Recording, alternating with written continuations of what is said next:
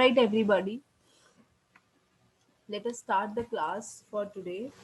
In the last class, we have been doing center state relations, and I hope whatever we have read yesterday, you have gone through the same chapter from the book Lakshmikant. Though there were some portions in the slide yesterday that we have not covered in class, we will do it. Don't worry. There is nothing, something uh, much to be dealt at length or discussed to be in depth in that. I will take it, but today we will do a fresh topic first of all, and very important, that is Panchayati Raj and municipalities. So, how panchayats and why there was a need for this third tier of government. Local self government is a very important topic. You can always expect a question. Moreover, for your interviews as well, because when you become an IAS, or you are basically associated and doing good for the society. So this level of government, the third tier, is one such level where you are directly communicating and you are in direct close connection with the people. So more than an MLA or an MP whom you have also voted for, the the sarpanch or the panchayats communicate and they know the problems much um, explicitly than your MLA or your MP would, right? So, and the topic is very important from the perspective of DPSPs, from the Gandhian perspective, all of it. Let us start it, and please interact, please respond whenever I ask you. Now, first of all, whether it is panchayats or it is municipalities, both form of government, both of them which form the third tier of government, are called as local self-government. Okay, so local self government means transference of power to rule, to the transfer karna power to rule to the lowest rungs of the political order. Now, this is a very important line. This is a very, जिसे बोलते हैं ना, the pith of the substance. This is the main crux, that the idea of bringing local self government and giving panchayats a constitutional status through the 73rd and 74th Amendment Act, the idea was to give power, to rule, to decide, right? To authorize the lowest rungs of the political order. ये सबसे ज़्यादा important है. In a democracy, how do you define democracy? Or you must have heard this definition quite often, that democracy means where government is for the people, of the people, by the people. So it is always the people who should be the center, who are the nucleus of a democracy. Now, when according to Mahatma Gandhi, now what was Gandhian principle? What was Gandhiji's objective? He always said, "My India lives in villages." He said that, right? मेरा जो भारत है वो गांव में रहता है. My India lives in villages, so I need to empower my villages and I need to take care of the villages much more than I would think about the urban sectors, or about the central or the big cities, the metropolitan cities, because he believed in the idea of Swaraj. Now, let me tell you something here, because it is related to Panchayati Raj. एक thought बताती हूँ महात्मा गांधी का. Mahatma Gandhi never believed in the formation or establishment of state. जो आप government बोलते हो ना, state जिसको हम बोलते हैं, Gandhi never believed in it. Okay, and so was Marx, the other thinker. You must have heard his name, Karl Marx. Even he was of the same opinion that we should go for stateless society. There shall be no state, there shall be no government. However, Gandhiji's reasons for having a stateless societies are different, and Marx's reasons are different. But yes, the ultimate result, the kind of society that both of them wanted, was stateless. Now let us talk about Gandhi ji, because जो गांधी जी का idea था, that is what we have inculcated in our constitution through the DPSPs, and we have tried to give and we have tried to give the constitutional status through the constitutional amendment, right? Now Gandhi ji said, जब तक हमें government की जरूरत पड़ेगी लोगों को govern करने के लिए, whenever we will need a state to govern masses, it means my masses are not disciplined. उन गांधी जी का रूल क्या था? Self control, Swaraj. Swaraj is self rule. स्व मीन्स सेल्फ, राज is rule. Gandhi ji believed in Swaraj. One has to control oneself. One must rule oneself. If everybody, every person will follow discipline, will follow Swaraj, अगर हर बंदा अपने आप को govern कर ले, खुद से कुछ गलत ना करे, ऑर्डर में रहे, लॉ को मेंटेन करे, if everybody follows it, then do we really need a government? No.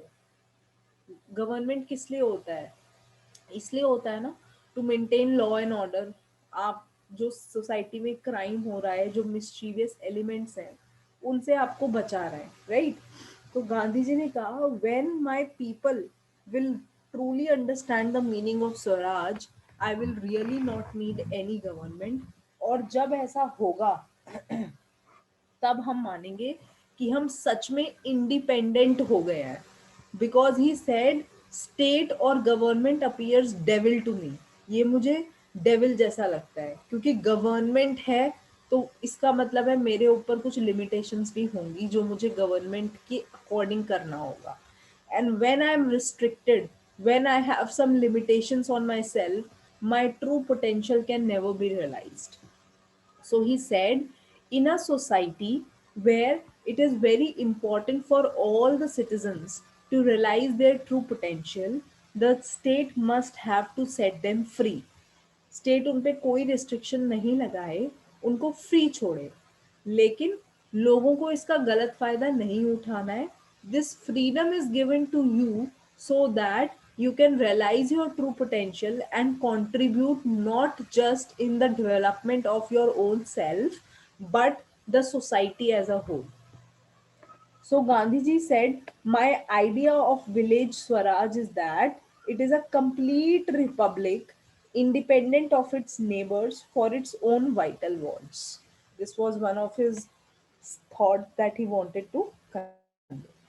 So the next important term, very important term, अब आप लोगों को सेल्फ का मतलब समझ आ गया होगा. If somebody ask you what is local self government, it means local का मतलब तो हो गया लोएस्ट रंग्स, जहां तक हम पावर को डेलीगेट कर सकते हैं वहां तक हमको पावर को लोगों को देना है.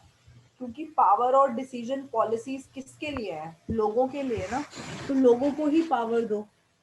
और self government means self rule, मतलब governed by local people, governed by self people. Okay. Now, the next important two keywords for Panchayati Raj and municipalities are your second statement that reads, it is a form of democratic decentralization. Democratic decentralization. You understand the meaning of decentralization means not concentrating power at one particular peak or at one particular center, but making different centers, distribute करना, उसी को decentralization बोलते हैं. और democratic का मतलब है centre of power कौन होना चाहिए? पीपल. तो क्या पंचायती राज से और म्यूनिसिपैलिटीज से did we really make people powerful? Yes we did. How? By giving the masses the power to interact and then giving value to their decision. ठीक है, जिसको हम बोलते हैं ग्रास रूट लेवल पर, एकदम लोगों से बातचीत करके. जब आपके इलेक्शंस होते हैं स्टेट असेंबली के, you won't for an MLA. ठीक है, आपने जिसको चूज किया वो एमएलए बन गए. अब उनका काम आपसे इतना ही था कि वोट लेकर वो जीतना था, राइट?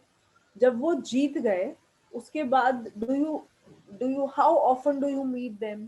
ऐसा तो नहीं है अगर आप अर्बन सिटी में रहते हो तो भी आपकी सिटी में कोई प्रॉब्लम नहीं है, बहुत प्रॉब्लम्स आती हैं। क्या आप एमएलए के पास जाते हो? अगर जाते भी हो तो क्या वो उतनी ही रिलीजियसली और सिंसियरली आपकी प्रॉब्लम्स को हैंडल करते हैं? नहीं करते हैं। अगर आपकी सोसाइटी में, आपके अर्बन एरिया में किसी भी रीजन से डेंगू फैल रहा है या कोई हेल्थ प्रॉब्लम डिजीज आ रही है, आपको लगता है वहाँ पे एक सेंटर, एक हेल्थ सेंटर की ज़रूरत है, क्या आप एमएलए के पास जाते हो और वो बन जाता है? नहीं होता, है ना? It all is it is all run according to the state governments policies, क्योंकि एमएलए अब गवर्नमेंट के पार्ट है।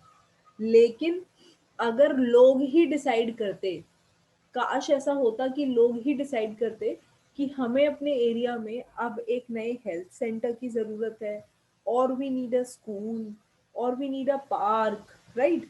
इसको बुलाते हैं democratic decentralisation, where the centres of power lie with the people, and the participation of even the grassroots level of the society is ensured in the process of administration. तो गांव में actually में ऐसा होता है, गांव के लोग खुद डिसाइड करते हैं कि हमें गांव में अब एक हॉस्पिटल बनवाना है या स्कूल बनवाना है। पहले एक डिस्कशन होगा healthy, before the sarpanch, before the panchayat, और जो भी गांव के लोगों का डिसीजन होगा उसके बाद it will be given value और उसके अकॉर्डिंग काम किया जाएगा। ठीक। अब यहाँ पे क्या हो रहा है, जो लोगों का रिप्रेजेंटेटिव है ना, सरपंच, जिसको लोगों ने चूज किया है, लोग उससे कम्युनिकेट कर पा रहे हैं। There is no opaque ladder in between. कुछ ऐसा नहीं है कि एक बार रिप्रेजेंटेटिव बन गए then there is no communication. The two can easily communicate with each other, and their words and their discussions are given value, right? So इसी को हम बुलाते हैं डेमोक्रेटिक डिसेंट्रलाइजेशन। बहुत इंपॉर्टेंट वर्ड है, क्वेश्चन अगर आता है तो इधर से ही उत्तर आता है, विद दीज टू वर्ड्स। ठीक है, local self government. I hope I made the keywords clear. आपको समझ आया कि लोकल सेल्फ गवर्नमेंट और डेमोक्रेटिक डिसेंट्रलाइजेशन का मतलब क्या होता है। Now if you see in the diagram here, the local self government दो तरह से बताया हुआ है, one is the rural, the other is the urban. तो ये सब डिटेल में अभी बताएंगे। रूरल में जैसे पंचायत होते हैं, बहुत सारी जब पंचायत होती है, जैसे हर विलेज की एक पंचायत होगी, उन 3-4 विलेज की panchayat. Yes, it is not parallel, it works under state, but it has powers to decide. इनके पास powers होते हैं, इनके पास funds होते हैं, इनका डिसीजन इन्हीं का होता है स्टेट विलेजेस में और अर्बन एरियाज में भी। ओके प्रीति?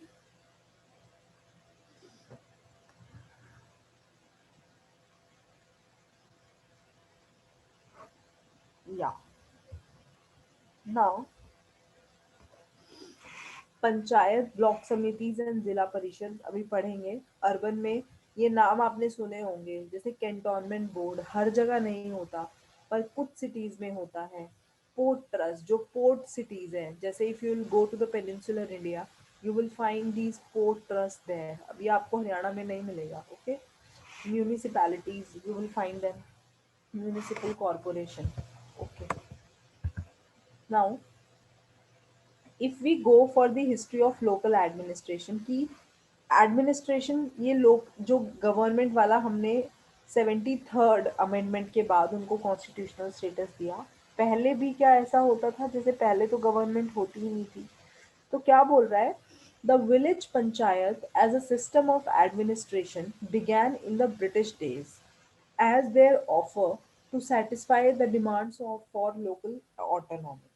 आपने हिस्ट्री में पढ़ा भी होगा, तो ये कुछ नया कॉन्सेप्ट नहीं है। विलेज पंचायत बहुत पहले से चलता है, because the gap is so wide between the style lifestyle of the rural India and the urban India, that we probably can never understand what their demands are and what are their priorities, what do they actually expect out of a government, right, because the life style is so different, बहुत different है। आपको cities में हर नुक्कड़ पे एक school मिल जाएगा, हर नुक्कड़ पे एक मेडिकल स्टोर मिल जाएगा, ऐसा विलेजेस में नहीं होता। राइट, वहां पे they live as a community, पूरे गांव में एक स्कूल होगा। So they have their decisions and funds that they use, it is very economic, it is very prudent, right. So उनकी डिमांड्स को ध्यान से सुनना और उसको उनकी तरह सेटिस्फाई कर पाना, a person a representative of urban culture would probably can not do justice to them. तो सबसे अच्छा यही होगा कि अगर विलेजेस विलेजेस की बात है तो विलेज का ही एक बंदा उनको रिप्रेजेंट करे, that is sarpanch, right. They opened up the governance of the lowest levels to the citizens. The Government of India Act 1935 also authorizes the provinces to enact legislation. Now, how did the concept of local self government evolve in India? कैसे आया? देखिए, even though such minor forms of local governance was evident in India, the framers of the constitution, unsatisfied with the existing provisions, included Article 40. Now, Article 40, you all know, that is among the directive principles, जहाँ पे क्या लिखा है, the state shall take steps. उस time पर जब हमने constitution बनाया था, तब हमने विलेज पंचायत को कॉन्स्टिट्यूशनल स्टेटस नहीं दिया था उस टाइम पर, लेकिन हमने उसको डीपीएसपी में डाल दिया because that was a very progressive step and step with all the good heart and optimism. तो हम चाहते थे कि ऐसा हो, लेकिन तब हम उतने इक्विप्ड नहीं थे, इसलिए हमने उसको डीपीएसपी बनाया कि state shall take steps to organise village panchayat and endow them with such powers and authority as may be necessary to enable them to function as units of self government. Okay. Now, Panchayati Raj system under 73rd and 74th Constitutional Amendment Act. अब देखिए, सबसे पहले ऐसा सोचिए, पंचायत के decision को, जो भी सरपंच बोल रहे हैं, जो भी मेंबर्स होते हैं, उनके डिसीजन को वैल्यू भी तो मिलनी चाहिए ना। Villagers must also abide themselves, है ना। इसलिए एक हमको कॉन्स्टिट्यूशनल अमेंडमेंट करना पड़ा ताकि उनको एक कॉन्स्टिट्यूशनल स्टेटस मिले और सबको उनका ओहदा समझ आए। One must get the status that they have, right? So the Acts of 1992 added two new parts, 9 and 9A to the Constitution. Part 9 deals with Panchayati Raj rural areas and 9A is for the municipalities. Okay. It also added the two new schedules. आपको schedules याद भी करवाए थे मैंने, याद भी होगा, tiers of old PM. So the last P stand for Panchayati Raj and M stands for municipalities. So they are the two new schedules that were added. और शेड्यूल हमने पढ़ा था क्या होता है, they are appendages, so they contain the explanation and all the extra lists of the functional items of the panchayats and the municipalities. Then it provides for a third tier, the third rung of Panchayati Raj in every state at the village, intermediate and district level. तो इससे पहले जो हमारे पास system था वो क्या था, two tier. पढ़ा था ना हमने, डुअल पॉलिटी, दो dual polity, one at the centre and the other at the state, है ना, union government, state government. But ये थर्ड टीयर है और नीचे ग्रास रूट लेवल पर है, हर स्टेट में है, village, intermediate and district level पर। ठीक। Panchayat and municipalities are the generic terms for the governing body at the local level. बिल्कुल लोकल ही ये बात होती है। They both exist at three tier system at the three levels. समझेंगे कैसे, अब देखते हैं पहले।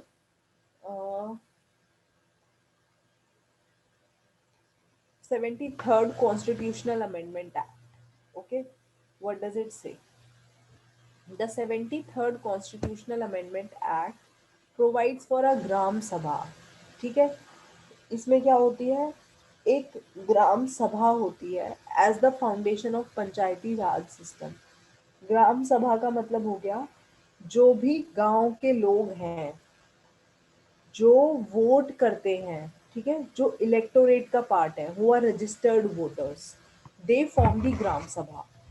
अब जो भी डिसीजंस लिए जाते हैं, जो डिस्कशन होता है, वो सब ग्राम सभा से पूछकर, ग्राम सभा में हेल्थी डिस्कशन कर किया जाता है। ओके, तो जो लोग एक्चुअली में वोट कर रहे हैं, आप डिसीजन मेकिंग में उनसे पूछ कर उनको इंक्लूड करके बात कर रहे हो। इससे अच्छा डिसीजन मेकिंग और ग्रास रूट लेवल और कहाँ मिलेगा आपको? ये तो बिल्कुल डायरेक्ट वन टू वन हो गया एकदम। There is no middle man, कोई है ही नहीं। आपने वोट किया, आपसे ही पूछ रहे हैं, आपको बिठाकर डिस्कस कर रहे हैं, राइट? इसी को बोलते हैं ग्रास रूट डेमोक्रेसी। ठीक। It is essentially a village assembly consisting of all the registered voters in the area of a panchayat. Gram is गांव, गांव की सभा, गांव में जितने भी लोग हैं जो वोट कर सकते हैं, एलिजिबल वोटर्स हैं, सॉरी रजिस्टर्ड वोटर्स हैं, वो। The state has the power to determine what kind of powers it can exercise and what function it has to perform at the village level. Now for the municipalities, अगर हम municipalities की बात करें तो उसमें तीन टाइप की municipalities की बात की गई है। फर्स्ट, नगर पंचायत। नगर का मतलब क्या होता है? ना तो वो पूरी तरह से रूरल एरिया है, ठीक है, कंप्लीटली, ना ही वो कंप्लीटली अर्बन एरिया है, तो समवेयर बिटवीन दीज टू, इन दोनों के बीच में कहीं जो होगा उसको हम नगर बोलते हैं। तो ऐसा कोई एरिया है तो उधर भी पंचायत होती है, Nagar Panchayat. Then for the small urban area you have municipal council, and for a large urban area you have municipal corporation. ठीक है, बहुत छोटा कोई एरिया है, इसके लिए वर्ड्स भी डिफाइंड है कि स्मॉल एरिया किसको मानोगे। ये लक्ष्मीकांत में भी दिया हुआ है कि इतने स्क्वायर किलोमीटर का area, 20,000, that will fall under small urban, और उससे ज़्यादा होगा तो it will B large urban. तो अगर स्मॉल अर्बन है तो you will have municipal council, if it is large you will have municipal corporation, like that. Now, और ये सब क्या है, तीनों ही टाइप क्या है, म्यूनिसिपैलिटीज के टाइप है। डिपेंड करता है एरिया पे, किस टाइप की म्यूनिसिपैलिटी वहां रहने वाली है। Okay, now any doubts? Ma'am municipal committee कौन सी होती है पूछ रहे हैं। Municipal committee. कमिटी, जी। म्यूनिसिपल कमेटी कमिटी पूछ रहे क्या हैं? होती? नगर पालिका किसे कहते हैं? हाँ, नगर पालिका, जिला परिषद, अभी बहुत सारी चीजें हैं, अभी बताते हैं। यस महिमा, यस। जी बताइए नाउ, मैम। म्यूनिसिपैलिटीज हो गए urban local self government. Most of the provisions of the two acts are parallel, मतलब पंचायत का लोकल रूरल एरिया का और अर्बन एरिया का काफी सेम है, differing only in the fact that they are being applied either to panchayat और municipality. Each Gram Sabha is the meeting of particular constituency called ward।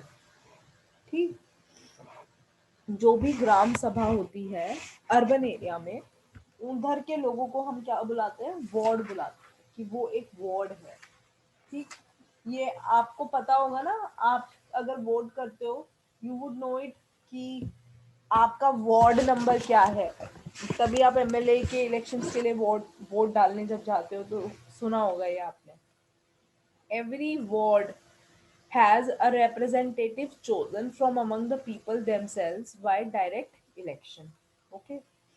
Then the chairperson of the panchayat or municipality at the intermediate or the district level,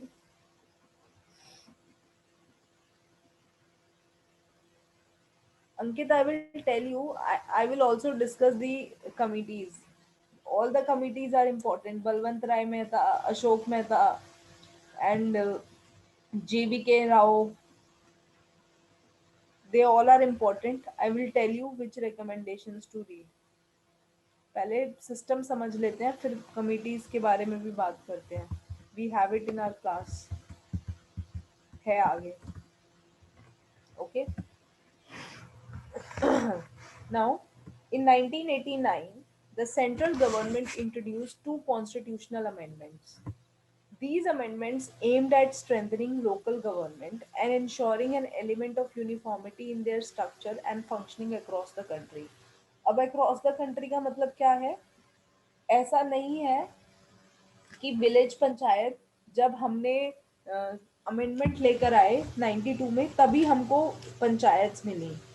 In fact, Rajasthan was the first state to establish Panchayati Raj. So 1959 में ही, मतलब 1959 में ही राजस्थान ने अपना एक panchayat form किया था. It was the first state to form the panchayat. उसके बाद आंध्रा ने भी किया और उसके साथ बहुत सारी स्टेट्स थी. इनफैक्ट 1960s में काफ़ी स्टेट्स थी जहाँ पर विलेज पंचायत रहते थे. और क्योंकि राजस्थान जैसी स्टेट में you will find the village composition more, और उनकी वर्किंग और डिसीजन, उनकी गवर्नमेंट काफ़ी अच्छी लग रही थी, इसलिए हमने ये सोचा कि अगर ये यहाँ फॉलो हो रहा है तो हम इसको अक्रॉस द कंट्री क्यों नहीं कर सकते. अगर हम इसको एक लॉ बना दें, एक रूल बना दें, फिर तो सबको ही अपने विलेजेस में यस नागौर रखना होगा, राइट. तो in 1992, therefore, the 73rd and 74th Constitutional Amendment Act was passed by the Parliament. So 73rd is rural and 74th is urban. तो नगर पालिका जो होता है वो अर्बन होता है, पंचायती राज या पीआरआईज लोकल रूरल होता है. ओके. 92 में पास हुआ, फोर्स में आया 93 में, मतलब effectively we have done it. It added a part 9 to the Constitution of India, and it consists of these provisions. In addition, 11th and 12th schedule was added. The schedule contains 29 functional items of the panchayat. ठीक है, factual information. Now, देखिए, पहले इस वाले diagram पे आइए, जो second diagram है. It is the government of India. यहाँ पे आपकी यूनियन गवर्नमेंट है, सेंटर. ऐसे ही सेंटर के पास स्टेट गवर्नमेंट होती है. सपोज कर लो 28.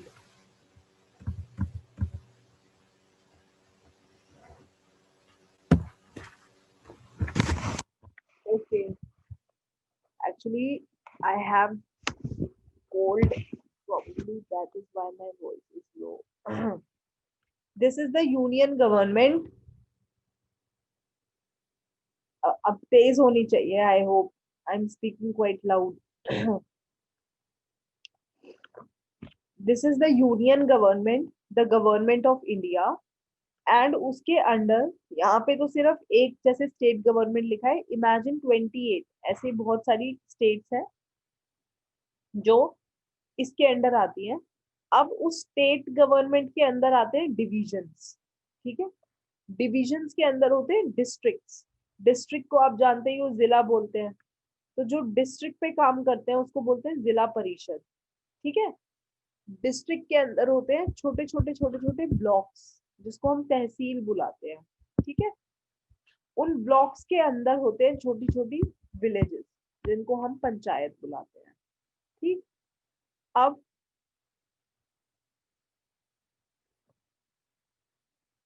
Thank you.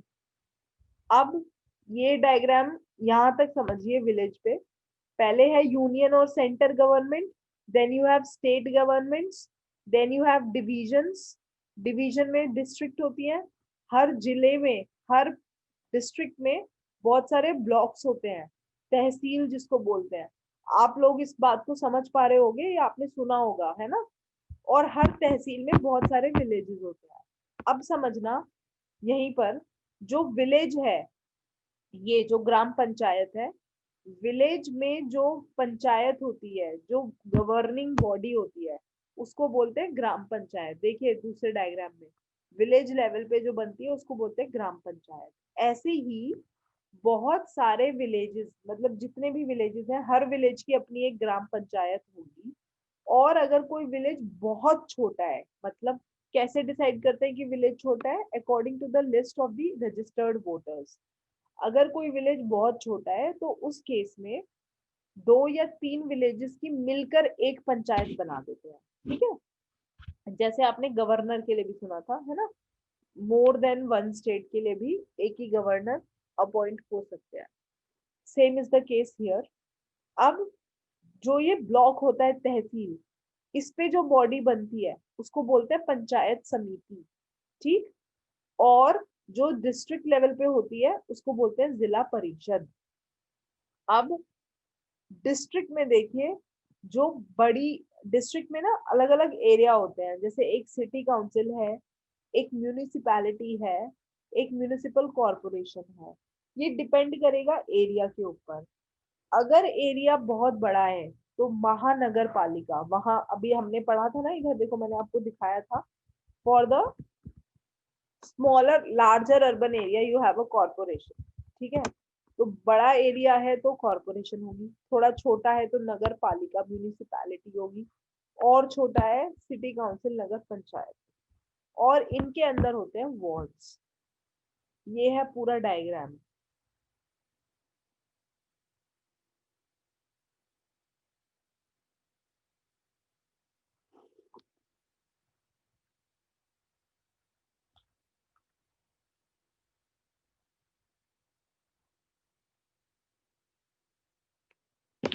Okay, now evolution of Panchayati Raj समझिए। The Panchayati system in India is not purely a post-independence phenomena, like we read before. It was there since British era. In fact, the dominant political institution in rural India has been the village panchayat for centuries. ठीक है। और ये बात सच है कि अगर आप rural India में गवर्नेंस अच्छी तरह चाहते हो और सेटिस्फाइड तरीके से चाहते हो, तो यही तरीका सबसे बेस्ट है, because the gap between the rural India and the urban India is very much, ठीक। In ancient India panchayats were usually elected councils with executive and judicial powers. History में आपने पढ़ा भी होगा। Foreign domination specially Mughals and the British and the natural and the force socio economic changes. Natural का मतलब कि जो हमारी सोसाइटी का मिक्स था, जिस तरह की हमारी सोसाइटी है उसमें ऑलरेडी भी प्रॉब्लम्स थी। आप ऐसा नहीं बोल सकते कि हमको सब कुछ ब्रिटिशर से मिला है और हमारा सारा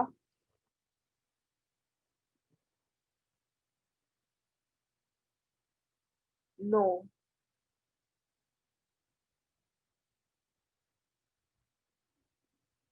ठीक है। क्योंकि फॉर एग्जाम्पल अनटचेबिलिटी, ठीक, ये ब्रिटिशर्स ने नहीं दिया। ये तो ब्रिटिशर्स को आपने बताया कि हम लोगों की ये वीकनेस है, रिलीजन, राइट, ब्राह्मणिज्म एंड दलितिज्म। तो कुछ तो नेचुरल चीजें थी जो ऑलरेडी सोसाइटी में एग्जिस्ट करती थी, और कुछ फोर्स यानी जो ब्रिटिशर जब एक्सप्लॉइटेशन हुआ, जिस तरह के लॉज आए, it has undermined the importance of village panchayats. In the pre-independence period, however, the panchayats were the instruments for the dominance of the upper caste. देखिए गाइस, अगर ये कैसा है, ये ऐसा है, ऐसे समझते हैं। अगर आप किसी को आइडियलाइज करते हो, या किसी को आप बहुत पसंद करते हो, किसी की बातें आपको बहुत अच्छी लगती हैं, आप सपोज कर लीजिए कि आप महात्मा गांधी के फैन हो, या आप हिटलर के भी फैन हो सकते हो, Hitler was a great personality, right. आप मार्क्स के फैन हो, तो जो जो भी स्कॉलर आपको पसंद है, ये जाहिर सी बात है क्योंकि आपको उनके थॉट्स पसंद है, या जो वो करते हैं वो आपको पसंद है, इसलिए आप उनकी बातों से हमेशा अग्री ही करोगे, है ना, खुश ही रहोगे, उसमें आपको गलतियां कम दिखेंगी। उसी तरह जो डोमिनेंस था पंचायत में, जब विलेज के सरपंच ही अनटचेबिलिटी को, दलितिज्म को बहुत बढ़ावा देते थे, तो how do you expect the other people not not support it. तो क्या हुआ, प्री इंडिपेंडेंस पीरियड में, यानी during the time of Britishers, panchayat themselves were the instruments of the dominance of upper caste over the rest of the village, which furthered the divide, है ना।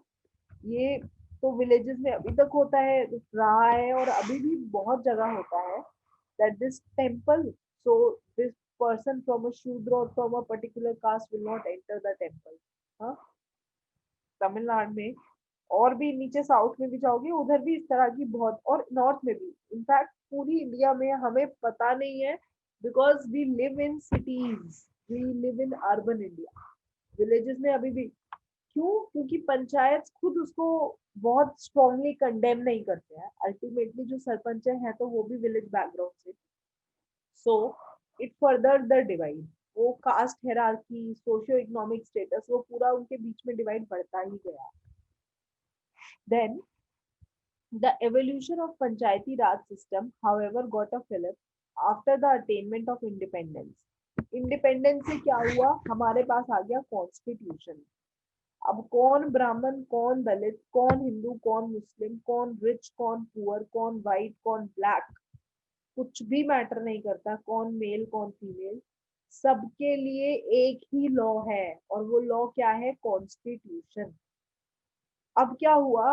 अगर constitution में जो लिखा है वो सबको फॉलो करना होगा, तो अगर कॉन्स्टिट्यूशन में ये लिख दे कि पंचायत होगी और पंचायत को इस तरह से काम करना होगा, तो फिर शायद हम अपने विलेजेस को एक प्रोग्रेसिव डायरेक्शन में ले जा सकते हैं।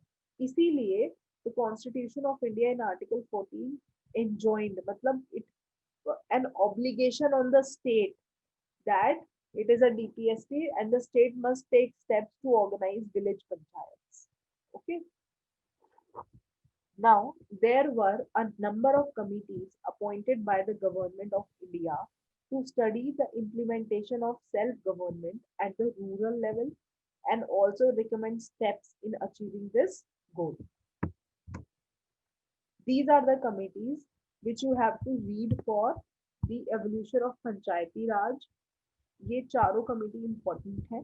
दे are given in Laxmikanth also, और लक्ष्मीकांत में जितने पॉइंट्स लिखे हैं वही उतना सफिशिएंट है, उसके अलावा बहुत ज्यादा पढ़ने की जरूरत नहीं है, वो भी मोर देन इनफ ही है। उसमें से आप कलेक्टिवली इम्पोर्टेंट 6 पॉइंट्स निकाल लीजिए, ताकि अगर आपको मेंशन करना हो, देखो जब भी आंसर राइटिंग करते हो, अपना आंसर लिखते हो, आंसर में आप कुछ बहुत अलग पॉइंट तो दे नहीं रहे होते। आपको भी पता है कमिटीज में ऐसा कुछ नहीं है कि जो प्रॉब्लम्स है उनको सॉल्व करने की कोशिश नहीं की गई है। कमिटीज बनाई गई हैं, कमिटीज ने काम करके बहुत अच्छे अपने रिकमेंडेशंस भी दिए हैं, राइट, लेकिन हमने उन रिकमेंडेशंस को ऑफ कोर्स अभी इम्प्लीमेंट नहीं किया है। वही आइडियाज वे फॉरवर्ड में आप देते हो कि हमको ये करना चाहिए, है ना। तो 5-6 पॉइंट्स अच्छे कि बलवंत राय मेहता कमेटी में क्या था, अशोक मेहता कमेटी में क्या था, क्या डिफरेंस था, वो पढ़ लीजिए, अच्छा रहेगा। अगर आप आंसर लिखते टाइम ये मेंशन करते हो ना, it was a recommendation of so and so committee, of course it leaves a good impression. ठीक, देन अब पढ़ते हैं बलवंत राय मेहता कमेटी। पहले इनकी कमेटी से देखते हैं क्या था। The committee was appointed in 1957। तो ठीक है, इस डीपीएसपी पे काम तो जल्दी ही स्टार्ट हो गया था इंडिपेंडेंस के बाद ही, दिख रहा है 1950s में। Now to examine and suggest matters measures for the better functioning। अच्छा, आप लोगों ने हिस्ट्री पता नहीं पढ़ा या नहीं, इससे पहले 1952 में एक प्रोग्राम आया था सीडीपी, जिसको बोलते हैं कम्युनिटी डेवलपमेंट प्रोग्राम, और 1953 में आई थी नेशनल एक्सटेंशन सर्विस। ठीक है, ये दोनों प्रोग्राम को, ये कम्युनिटी डेवलपमेंट प्रोग्राम सीडीपी और एनईएस कितना इफेक्टिवली काम कर रहे हैं, क्या ये सच में कम्युनिटीज को अपलिफ्ट कर रहे हैं, और नेशनल एक्सटेंशन सर्विस में where you wanted to extend the benefits to the villages, तो क्या ऐसा हो रहा है, ये एग्जामिन करने के लिए ये कमिटी को बनाया गया था, so that the committee can suggest some good measures for their better working। और इसके जो चेयरमैन थे वो थे बलवंत राय जी मेहता। ओके, 1957 में कमिटी बनी और रिपोर्ट भी 57 में ही आई, और इन्होंने जो सबसे इम्पोर्टेंट काम किया, जो वर्ड दिया जिसको हमने अब समझा है, वो था, you can underline it, democratic decentralisation. The committee suggested The establishment of democratic decentralized local government, which came to be known as the Panchayati Raj. ठीक? अब जो recommendations थी वो क्या थी? इस कमेटी ने बोला, इन्होंने हमें बताया कि एक 3 टियर पंचायती राज सिस्टम होना चाहिए. ठीक है, 2 टियर से we need to move to 3 tier. First, village level पे होनी चाहिए ग्राम पंचायत, ब्लॉक लेवल पे होनी चाहिए पंचायत समिति, और डिस्ट्रिक्ट लेवल पे होनी चाहिए जिला परिषद. जो आपने अभी यहाँ पढ़ा था एग्जैक्टली ऐसा. ठीक, द फर्स्ट डायग्राम उन्होंने बताया कि ये village level, block level, district level ऐसा होना चाहिए. फिर उन्होंने बोला,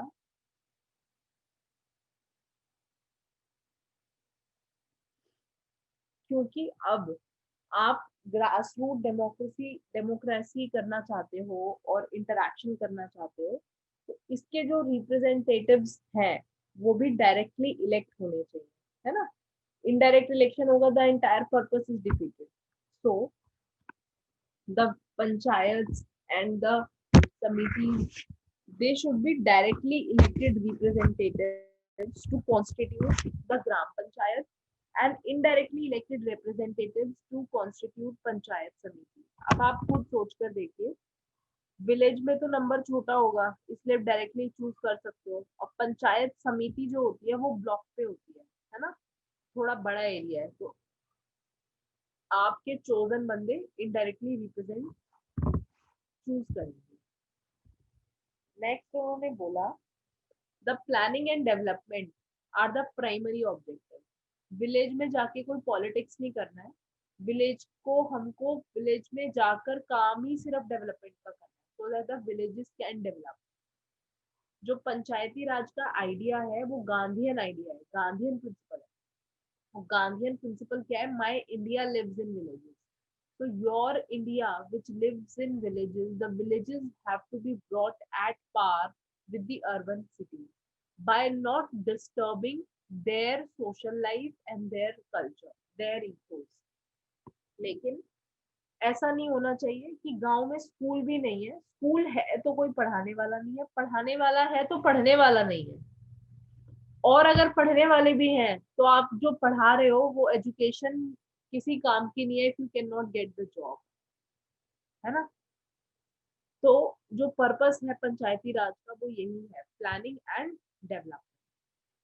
then Panchayat Samiti should be the executive body and Zila Parishad shall act as the advisory and supervisory body.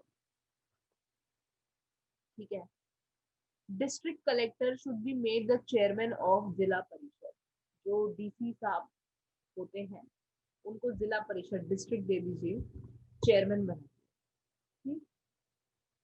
It also requested for the provisioning resources so as to help them discharge their duties and responsibilities. Provisioning resources का मतलब है, जैसे आपने 3F पढ़ा होगा, funds, functions and functionaries.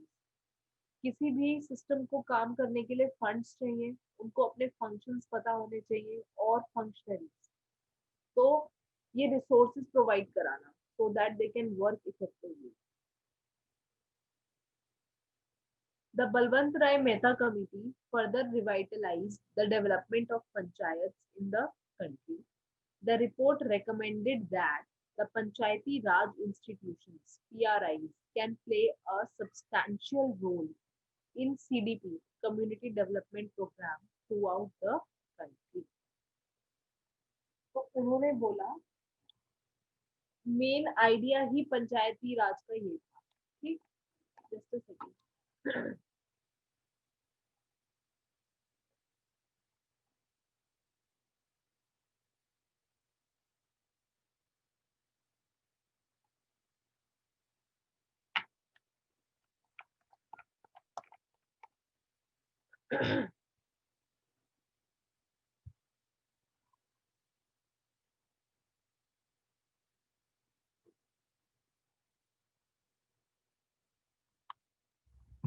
In many villages,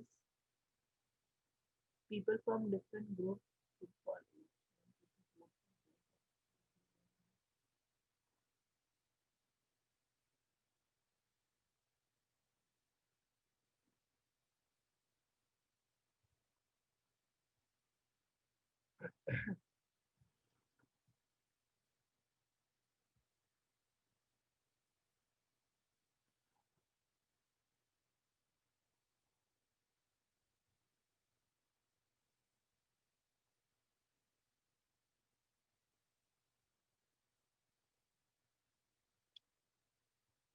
Preeti, in this case, देखिए, when it is happening, the question is, for everybody to understand the question is that in many villages, what we see when it is about panchayats, so what we see, people from different groups, different clout, they stand for election and people vote for them.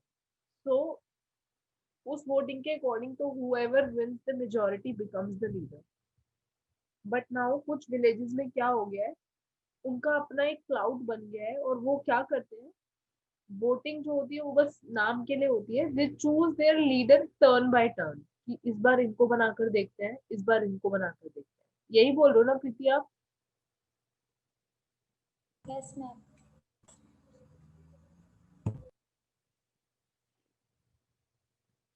कि अगर turn by turn leader बनेंगे तो कोई opposition ही नहीं होगा।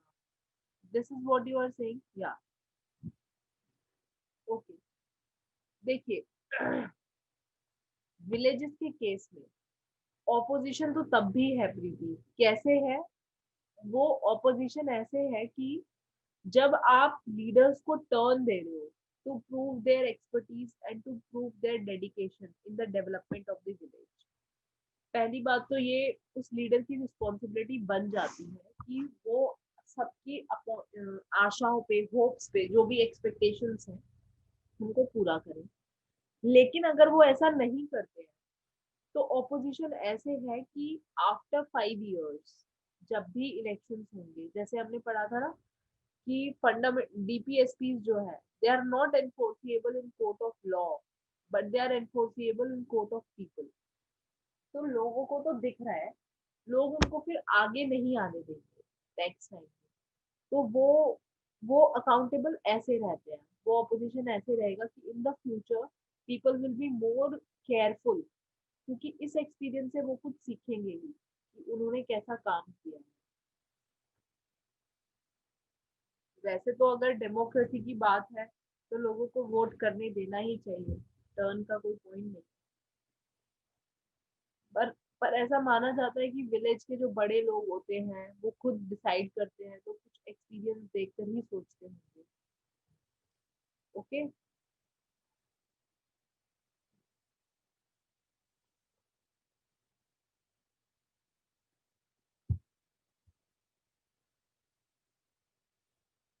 The objective of panchayats thus was the democratic decentralization through the effective participation of locals with the help of well-planned programs. Yes, it is right. Even the then Prime Minister of India, Pandit Nehru, defended the panchayat system by saying authority and power must be given to people in the villages. Let us give power to the panchayat.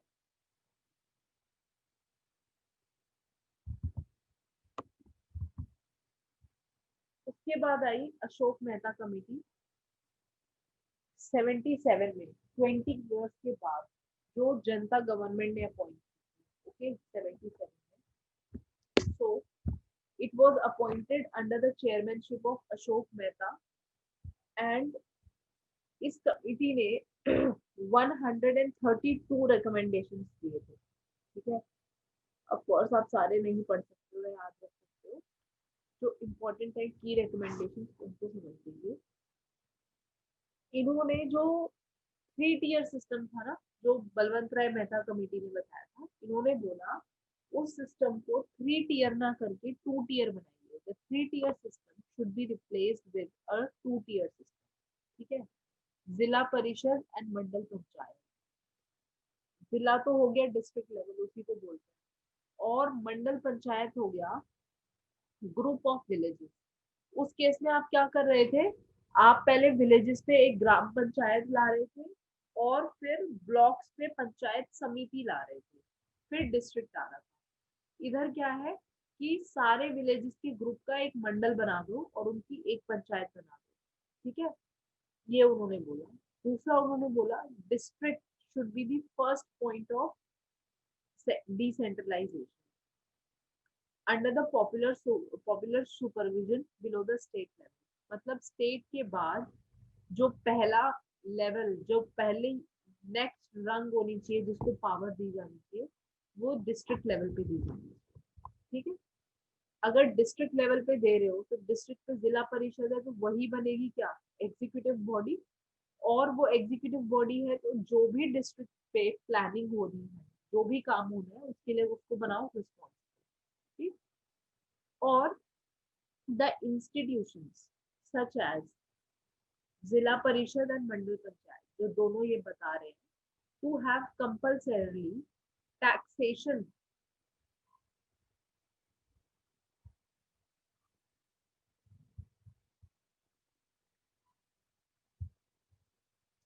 taxation powers to mobilize their own resources, financial resources।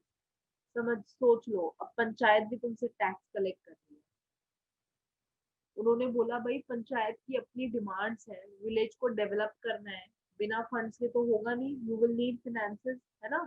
तो उन्होंने बोला अपने finances के लिए, अपने funds के लिए क्या करो, पंचायत को ये पावर दो कि वो भी टैक्स कलेक्ट कर सकते हैं, ठीक है, to mobilise their own financial resource. Now और भी थे इसमें रिकमेंडेशन, जैसे मैं एक दो पढ़ देती हूँ आप लोगों के लिए, कि seats for SC and ST should be reserved, कि एसटी एससी को भी सीट दो, जरूर दो। दूसरा न्याय पंचायत बनाओ, सेपरेट बॉडी। किस न्याय पंचायत किस लिए बनेगा, जो जुडिशियल फंक्शंस को परफॉर्म करेंगे, ठीक है, ये करो ऐसा। Then let us move to the next committee. But हुआ क्या था, due to the collapse of Janata government, क्योंकि जनता गवर्नमेंट 77 में अपने टर्म के पहले ही टूट गई, चली गई, no confidence motion, so no action could be taken on the Ashok Mehta committee. कुछ हो नहीं पाया था, सारी रिकमेंडेशंस बस रखी रखी रह गई, ठीक। उसके बाद आती है GVK Rao committee.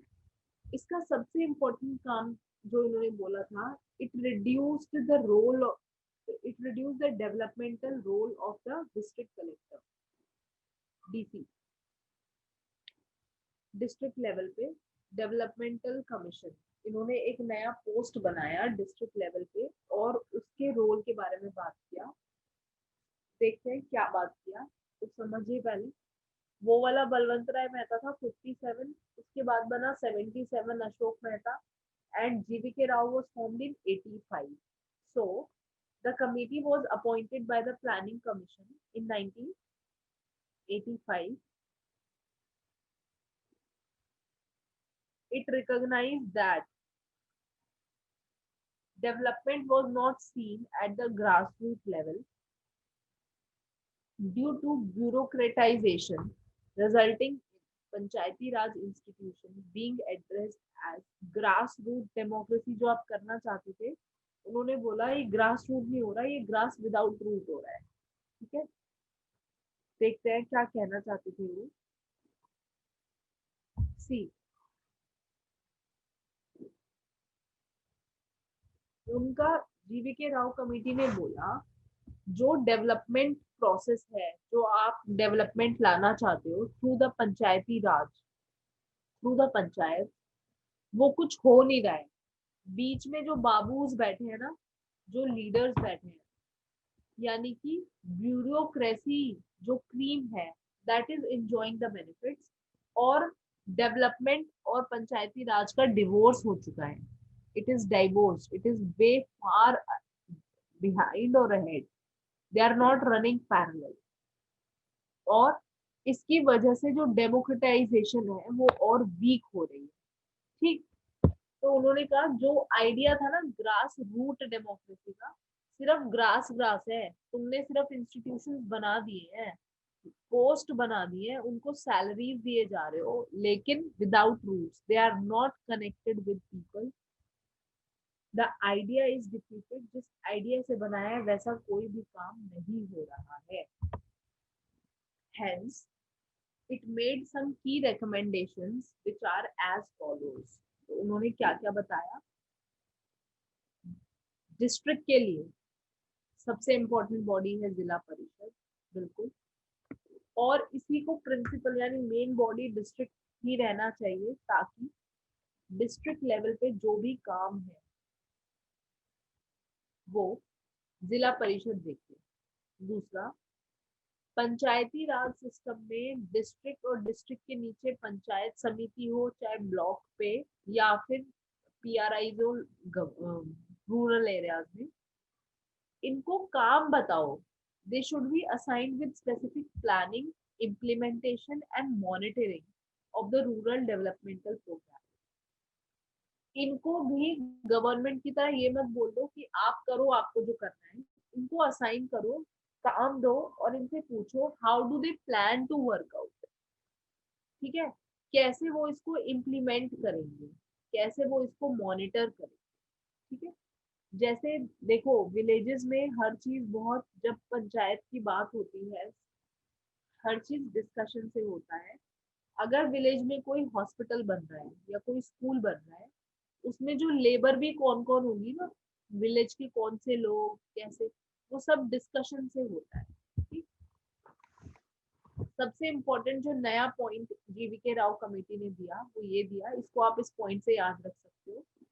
The post of DDC, district developmental commissioner, is to be created. उन्होंने कहा एक नई पोस्ट बनाओ, और जिला परिषद, ये पोस्ट जो है वो चीफ एग्जीक्यूटिव होंगे और वो इंचार्ज होंगे डिस्ट्रिक्ट पे जितना भी काम हो रहा है उन सब। और लास्टली उन्होंने बोला elections to the Panchayati Raj should be held regularly. This was GVK Rao. अभी तक अगर मैं सम अप करूं तो बलवंत राय मेहता ने क्या बोला था, क्यों बनाई थी वो committee? To examine the work of CDP, community development programme and national extension scheme, and उन्होंने रिकमेंडेशन दिया that we shall come with democratic decentralisation by bringing in a third tier of government. और 3 tier बताए उन्होंने, उसमें भी 3 level बताए, ग्राम पंचायत, पंचायत समिति and Zila परिषद। और उन्होंने बोला और उन्होंने बोला द विलेज पंचायत में जो भी होगा वो डायरेक्टली इलेक्ट होगा। उसके बाद हमने देखी अशोक मेहता कमेटी जो जनता गवर्नमेंट ने बनाई। उन्होंने कहा था 3 टीयर को 2 टीयर से रिप्लेस कर दो। 2 टीयर में क्या, एक तो जिला परिषद और दूसरा मंडल पंचायत। ठीक, ये मेन पॉइंट थे। फिर था जीवीके राव, जीवीके राव को याद रखिएगा, उन्होंने बोला डीडीसी, डिस्ट्रिक्ट डेवलपमेंट कमिश्नर की एक पोस्ट। अब चलते हैं लास्ट कमेटी पे, एलएम सिंघवी कमेटी एंड पंचायती राज, इनका क्या कहना है? So it was formed in, the committee was appointed by the government of India during the Rajiv Gandhi government 1986 में, with the main objective to recommend steps to revitalize the Panchayati Raj institutions for democracy and development. This was the main aim जिसके लिए हमने इसको बनाया था। अब इसके recommendations क्या है? अब देखिए 86 में ये बनी है कमेटी, उसके बाद 2 कमिटीज और आई थी। however it was towards the giving final effect, क्योंकि 92 में तो यू हैड दी लॉ, तो हम उस पर इफेक्टिवली काम करना चाह रहे थे। अब देखते हैं क्या रिकमेंडेशंस थी कमेटी की। The following recommendations were made by the committee. The committee recommended that Panchayati Raj system should be constitutionally recognised. सबसे इम्पोर्टेंट बात, ताकि उनका भी कोई स्टेटस हो, लोग उनको सीरियसली लें।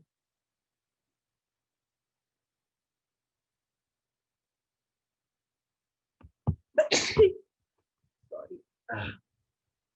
It also recommended constitutional provisions to recognize free and fair elections for the Panchayati Raj system. Okay. So, the committee recommended reorganization of villages to make the Gram Panchayat more viable. Reorganization का मतलब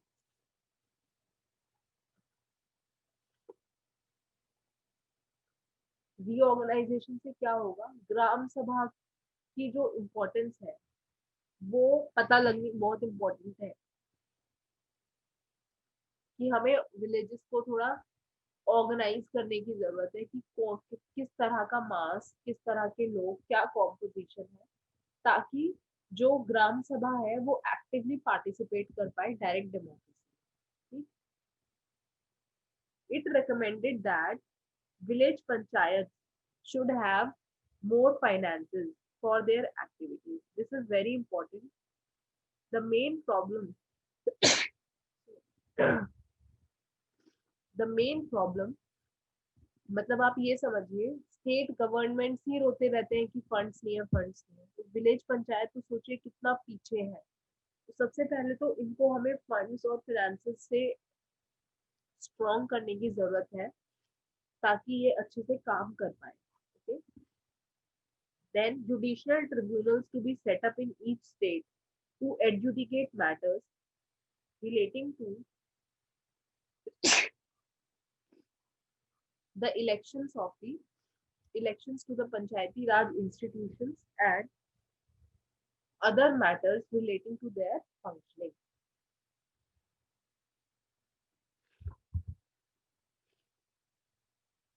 Just a second guys.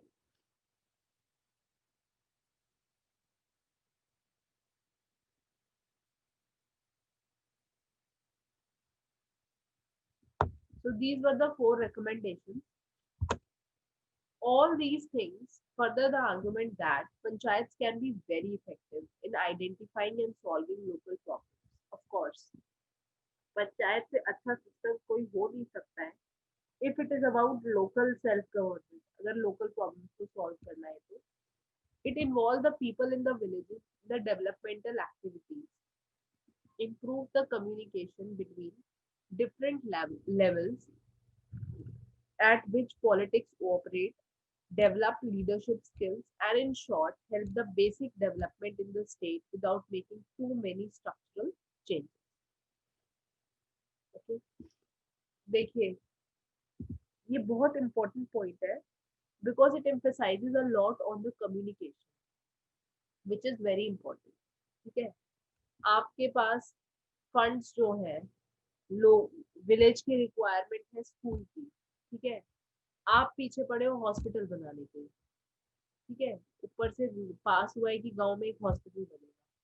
Hospital बनेगा अच्छी बात है, hospital चाहिए हो, लेकिन अगर हम उन विलेजर्स से ही पूछें कि व्हाट डू यू नीड, वो ज्यादा अच्छा होगा, है ना.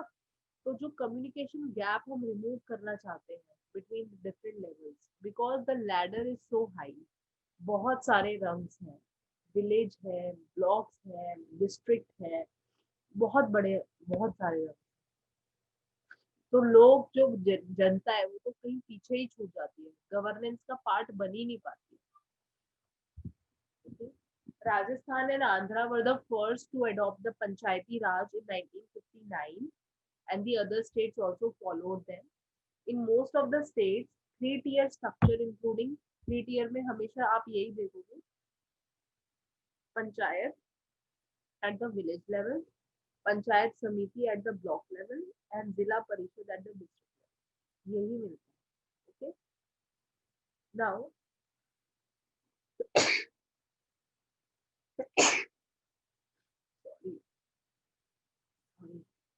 now due to the sustained effort of the civil society organization, intellectuals and progressive political leaders, the parliament passed the 2 enactments. ये हमने देखा, कॉन्स्टिट्यूशनल स्टेटस देने की जरूरत थी ताकि पंचायत और म्यूनिसिपैलिटीज को हम क्या लें, सीरियसली लें. Making them institutions of self government, कि अपना वो खुद गवर्न करेंगे. Within a year all the states pass their own act in conformity to the amended constitutional provision. अब देखिए 3 टीयर स्ट्रक्चर कैसे काम करता है. सबसे पहले तो एक विलेज होता है, या फिर अगर विलेज होता है तो ग्रुप ऑफ विलेजेस, उनका बनेगा एक ग्राम पंचायत. ठीक है. ये सबसे नीचे वाला, इससे नीचे कुछ नहीं है, ये एकदम डायरेक्ट डिस्कशन है, डायरेक्ट लेवल होता है पीआरआई का, दैट इज ग्राम पंचायत. उसके बाद जो विलेजेस होते हैं, वो विलेजेस किसके अंडर आते हैं, ब्लॉक के अंडर आते हैं. उस ब्लॉक को हम हिंदी में तालुका बोलते हैं, या फिर मंडल बोल सकते हो, इंटरमीडिएट इंग्लिश लेवल पे जो पॉलिटी में समझते हैं. ठीक. The intermediary level body need not to be constituted in smaller states. ठीक है, छोटी छोटी स्टेट्स में जरूरत नहीं है. At the apex is the Zilla Panchayat, yani ki district, which will contain, which will cover the entire rural area of the district. Okay? Then the amendment made a provision for the mandatory creation of Gram Sabha. ग्राम सभा होनी जरूरी है, क्योंकि अगर जो ग्राम पंचायत है जो decision ले रही है, ग्राम पंचायत के डिसीजन की वैल्यू तभी होगी और पर्पस तभी सर्व होगा जब वो ग्राम सभा से डिस्कस करके होगा, है ना. ग्राम सभा से डिस्कस करके. तो ग्राम सभा होना बहुत जरूरी है. ग्राम सभा कैसे होगा, जब लोग अपने आप को रजिस्टर करवाएंगे, all the adult members under universal adult franchise, when they will have their right to vote and they will participate in the election, then you will have the gram sabha. No, no beauty.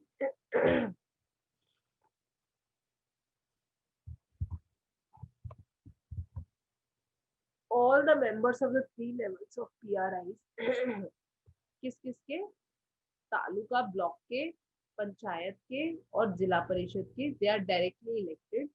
The term is for 5 years, 5 साल में होते हैं. If the state government dissolves the panchayat before 5 years, then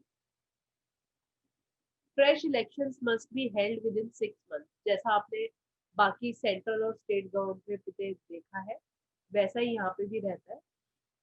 Of such dissolution and one belonging to scheduled caste and scheduled tribe. Thus, a sarpanch would have to be a Dalit woman or an Adivasi woman. You also have seats reserved, ठीक है, ST SC के लिए. अब reservation देखिए कैसे कैसे होता है. फैक्ट्स इनको थोड़ा पढ़ लेते हैं, पता होने चाहिए. पंचायत इंस्टीट्यूशंस में जितनी भी, बोल रहे हैं 1/3 of all the positions are reserve for women. ठीक है. Reservations for scheduled caste and scheduled tribe are also provided at all the three.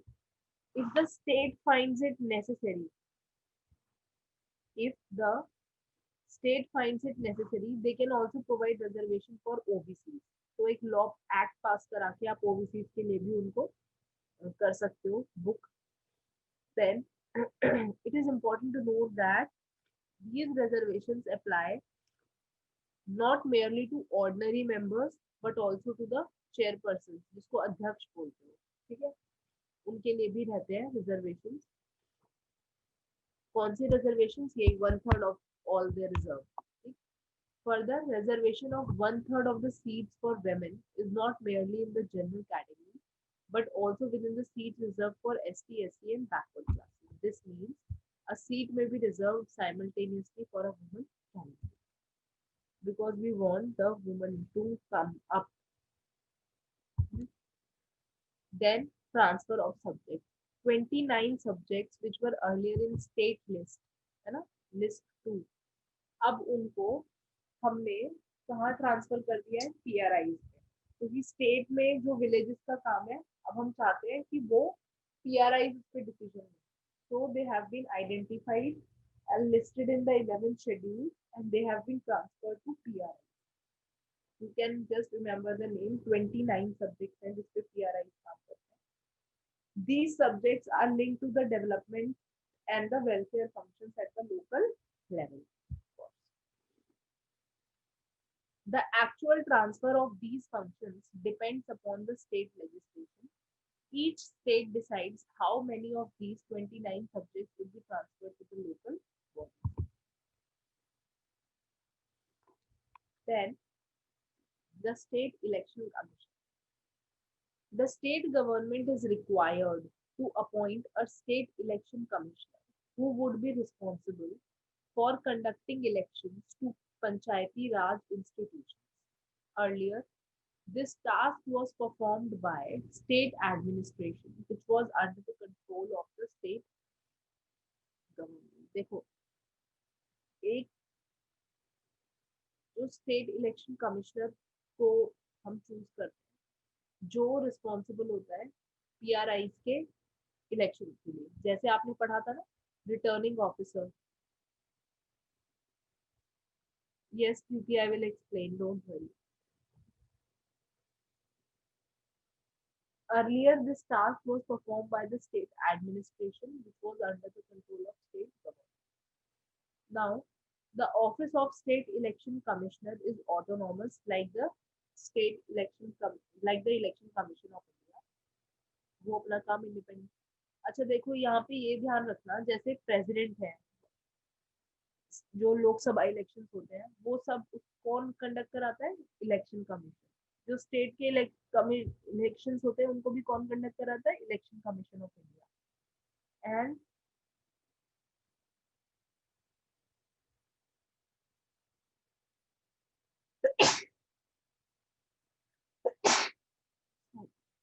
sorry, I'm not well. How is it different from the?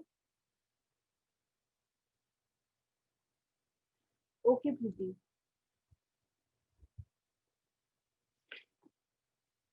However, ठीक है, तो जो state election commission होता है, वो किसका इलेक्शन कंडक्ट कराने के लिए रिस्पॉन्सिबल होते हैं? पीआरआई के और म्यूनिसिपैलिटी. ये क्वेश्चन प्री में स्टेटमेंट्स के थ्रू बन जाते हैं, ये आपको पता रहना चाहिए. सिंपल सी लाइन है कि अगर पीआरआई के इलेक्शन को कौन रिस्पॉन्सिबल होता है, वहां पे इलेक्शन कमीशन ऑफ इंडिया नहीं लिखोगे, state election. However, the state election commissioner is an independent officer and is not linked to, nor is the officer under the control of election commission. State Finance Commission. The state government is also required to appoint a state finance commission once in 5 years. This commission would examine the financial position of the local government. Finance commission का काम ही है finances को handle करना. So they will look at the financial position of the local government in the state. अच्छा,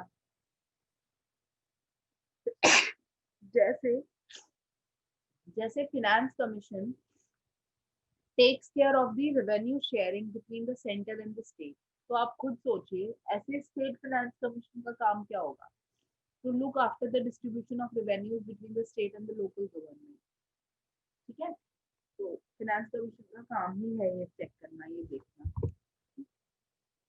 Then disqualification के grounds. What are the grounds of disqualification?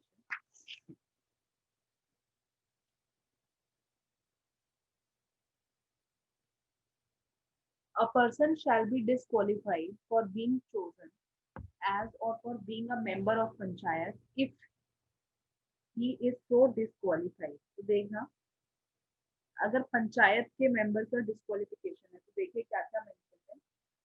Under any law for the time being in force for the purpose of election to the legislature of state concerned.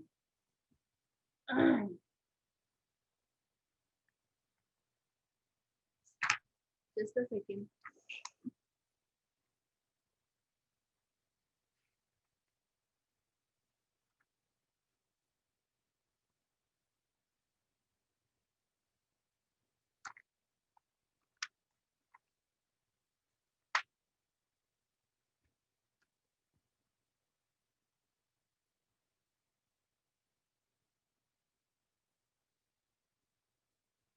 Okay, so जिस भी state के पंचायत हैं, जिस भी state में वो village है, अगर उसके स्टेट लेजिस्लेचर पे इलेक्ट होने पर, उसके इलेक्शन के टाइम पर अगर आप किसी भी क्वालिफिकेशन को मैच नहीं करते हो, then you are also disqualified here under any law made by state legislature.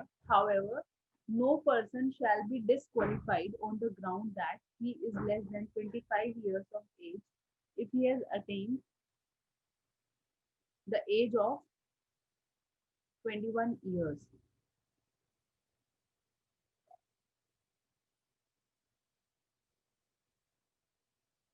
Further, all the questions of disqualification shall be referred to such authority as the state legislature determines. Very important PESA Act, Panchayat extension to the scheduled areas. This is a very important act 1996. इसको complete कर लेते हैं. The provisions of Part 9, you know Part 9 क्या add किया गया था Constitution में for the panchayats. It was not applicable to the fifth scheduled areas. ठीक है. The Parliament can extend this part to such areas with modifications and exceptions as it may specify. Under these provisions, the Parliament enacted provisions of the PESA Act, जिसको आप पेसा या extension act बोलते हो. Now let us read the objectives. So देखिए, जो भी पंचायती Raj system और जो पीआरआई के बेनिफिट्स हैं, वो हम शेड्यूल एरियाज में, for the fifth schedule areas, उधर बात कर रहे हैं. तो पहला तो ऑब्जेक्टिव इसके पर्पस से ही डिफाइंड होता है, to extend the provisions of part 9, then to provide self rule for tribal population, क्योंकि शेड्यूल एरियाज में हमें क्या मिलते हैं, ट्राइब्स. देन कि ट्राइबल पॉपुलेशन को डिस्टर्ब मत करो, ट्राइबल पॉपुलेशन को अपने वे ऑफ लाइफ से रूल करने दो, राइट, उनको सेल्फ रूल करने दीजिए. Then very important pillar of the democracy, participatory democracy. देखिए, डेमोक्रेसी कई टाइप की होती है. One is representative democracy, so where you choose your representative and they work.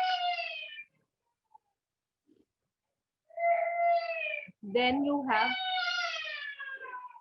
just a second.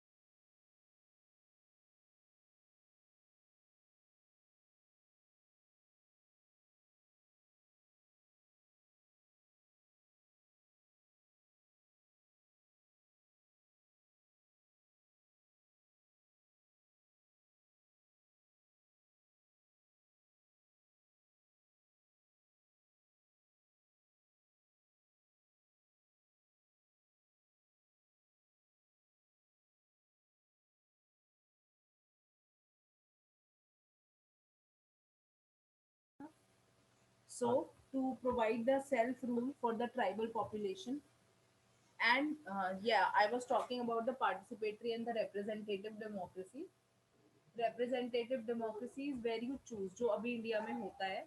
और पीआरआई के थ्रू हम क्या इंश्योर करना चाहते हैं, that the people participate.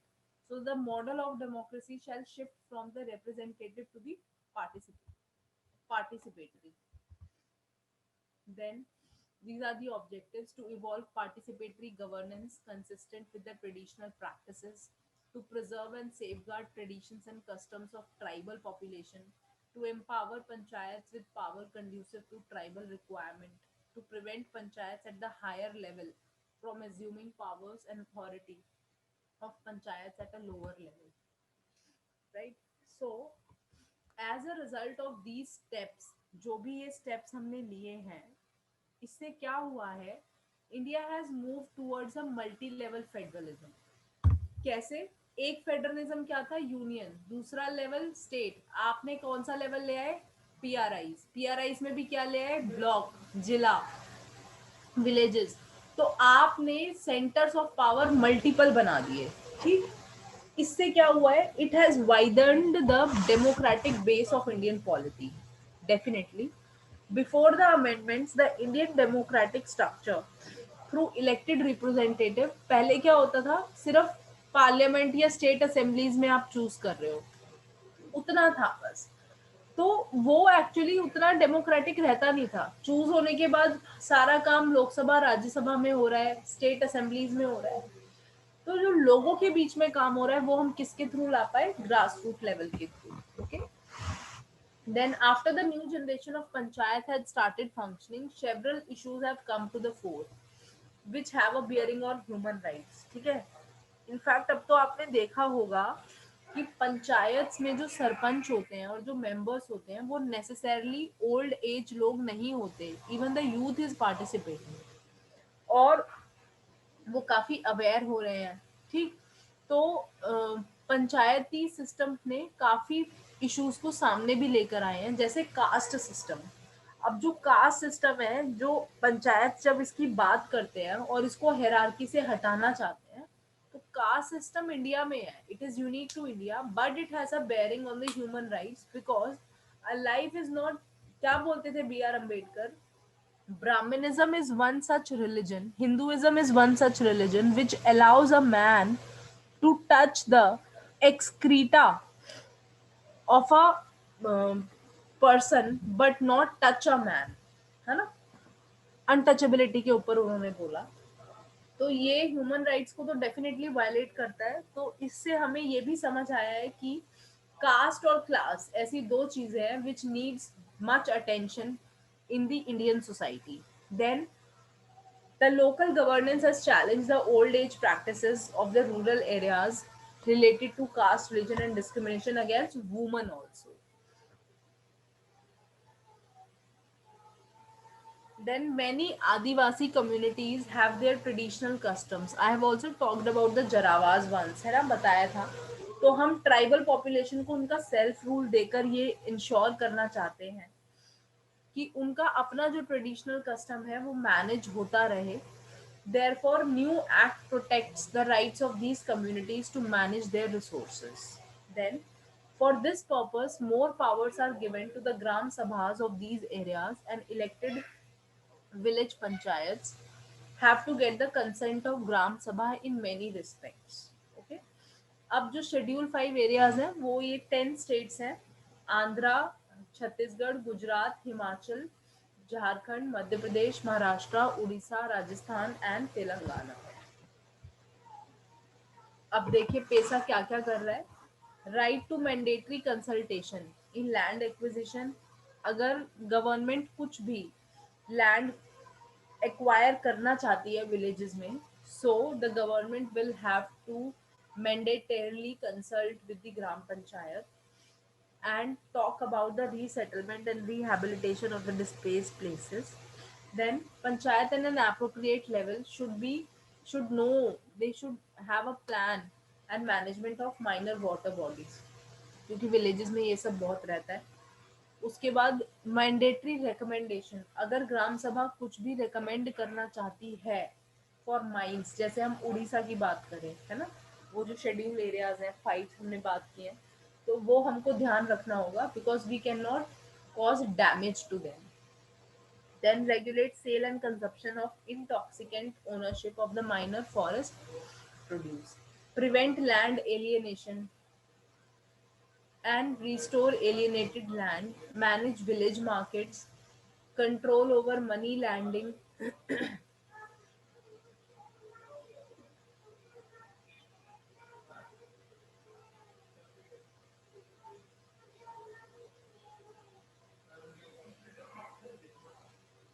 Control over institutions and functionaries in social sector. Local plans including tribal sub plans and resources. 74th, we will do the 74th in the next class guys. आज अभी जो हमारी बस we are left with 4 classes now, और आगे भी जो classes होंगी वो 1.5 hours की होंगी। I have a constraint so I can not extend it to 2 hours, it will be from 6:30 to 8। if you have any doubt from 73rd you can ask, And please read the chapter from Lakshmikant. I have covered more than that is given in Lakshmikant. So please include, read that, and this is more than sufficient for your mains also.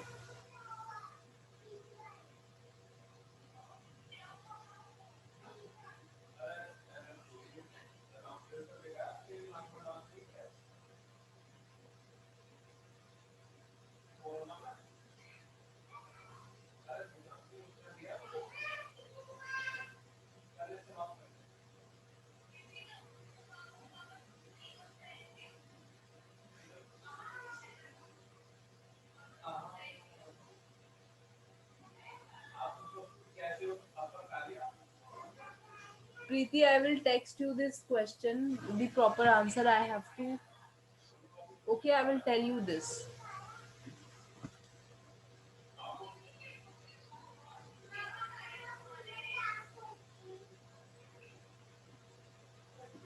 Okay, guys. Pre- okay, okay, I will. I will include UT also. Okay, guys, I'll see you next week. Please read it. Sorry for the interruption. I'm not well, so that is why my sneezes and everything was there. I hope I'll be fine next week and our classes can go more smooth. Okay, okay. All right. Thank you so much. Bye.